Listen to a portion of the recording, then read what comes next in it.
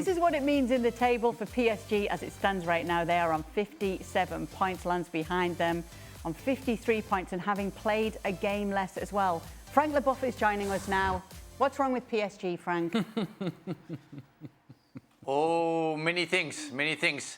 And Lens will be delighted. They're going to play against Metz tomorrow, so hopefully they're going to get the 3 points. They're going to chase Paris Saint-Germain. And Paris Saint-Germain is not doing great. And where is they're not doing great? Where they were the best at, in the middle of the park. And with Vitinha, with Neves, with Fabien Ruiz, that was absolutely fantastic last season. Well, yeah, a year already ago. But today, and we saw that also in the Champions League against Monaco again, where they were so weak in the middle of the park. And Vitinha, Zaire Emery, and after Lee, who substituted Fernandez, lost the 3 balls that allowed Monaco to score the 3 goals that they scored. But on top of it, they were very much inexistent, invisible, and we know that the impact that you can have and you have to put on when you play in the middle of the park is crucial in order to win the battle. And when you think about the next game they're going to play against Chelsea with Caicedo, I think Reece James may be in the middle of the park if Malo Gusto plays on the right back, and Fernandez at the top of the triangle. That's going to be a hard task. If Chelsea plays the way they play against Aston Villa, Paris Saint-Germain has to be worried because the way they play, the inconsistency that they show, on top of it, the forward line were at the best last season again, is very far away from their best level. Doué was inexistent today.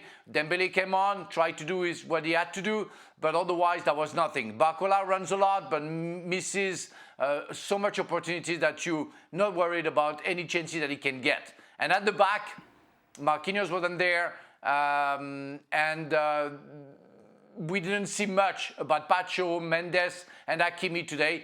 So yes, I'm worried about the game that they're going to get against Chelsea if they play that way. Yeah, let's throw it forward to that game because it's coming up on Wednesday in the Champions League. PSG will be at home, Frank, and we know that we just got to see Dembélé coming back in this game against Monaco tonight, so we expect to see more of him in this clash. Give us your biggest concerns against this Chelsea, Frank. You know this Chelsea well as well. Well, if Paris Saint-Germain plays the way they play today, or they play in the last game that they play in the Champions League against Monaco again, where the power that they used to have in the middle of the park is not there anymore against the Chelsea, where we don't know what kind of Chelsea we're going to get. But if the Chelsea we saw against Aston Villa, that's going to be a very hard time for Paris Saint-Germain, because we see that if Chelsea is strong and they are consistent in the middle of the park and they do what they have to do, they can be a threat. And on top of it, with João Pedro, which I think is back to his best, and what we saw during the World Cup tournament. And remember, the only team we beat at the top of when Paris Saint-Germain was at the top of the top was Chelsea, and they became champion of the world. So you have to be concerned about the fact that Paris Saint-Germain is far away from the Paris Saint-Germain who played very well the last season, the last 6 months, and is very close to what we saw at the beginning of the last season. And that's, for Luis Enrique, something that he has to change. Will he be able to change that in 2-3 days? Yeah, if Dembélé comes back at his best, if Doué shows his best, it's possible for them to score goals.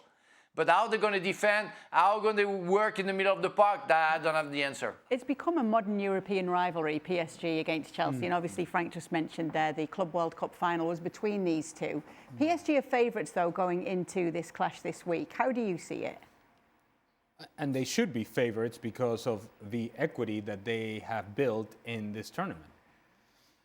The problem is that we are making that assessment based on what we have seen from PSG last season.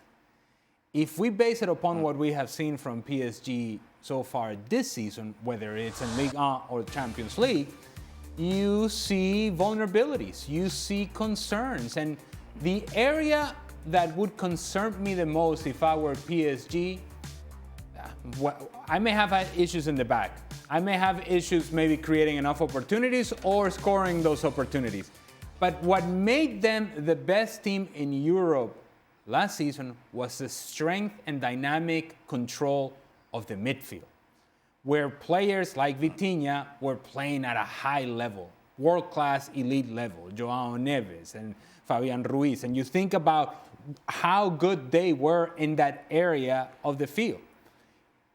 And when you see them play today, or you go back to the last game that they played against Monaco in Champions League, where Monaco, with a man down, should have scored a late goal to tie it. Fast had a chance and missed it, the header. You're saying this midfield vulnerable, exposed, disconnected, not controlling the pace of the game, not controlling the quality of possession, not having sort of this superiority because they have been so clean on the ball. No, they're turning the ball over in bad areas, and defensively, they're not close to people or close enough to people to go and press and repress so that they can regain possession of the ball in advanced positions. PSG is vulnerable.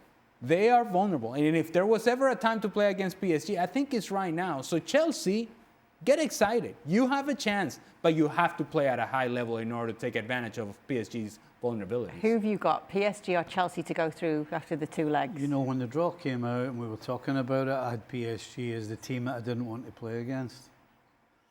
But, as the boys have already mentioned, we're talking about the Monaco game. Monaco completely outplayed them in the last Champions League game, at home. Completely dominated them. And the fact that PSG going forward have got pace and ability is why they managed to salvage themselves and actually get through this tie. If I think of the Chelsea that we saw at the weekend, I'm thinking, my goodness, if this Chelsea turns up, they could dominate PSG. However, you know, the Champions League itself, teams may struggle in the league. Look at Liverpool. Look at Tottenham, the best example. Probably look as though they're going to get relegated. But right now, in terms of Champions League, they look great. So I'm going to hang my hat on the fact that it's the Champions League and it's a big game and a big night. And this is a big night for PSG because of the way they've been playing. So I'm just going to say PSG edges it, but I'm not saying that with a huge amount of confidence. Okay, well, we will be keeping up to date with everything that goes on in the Champions League right here on ESPN FC. Make sure to join the team after those games and every single day right here on ESPN+.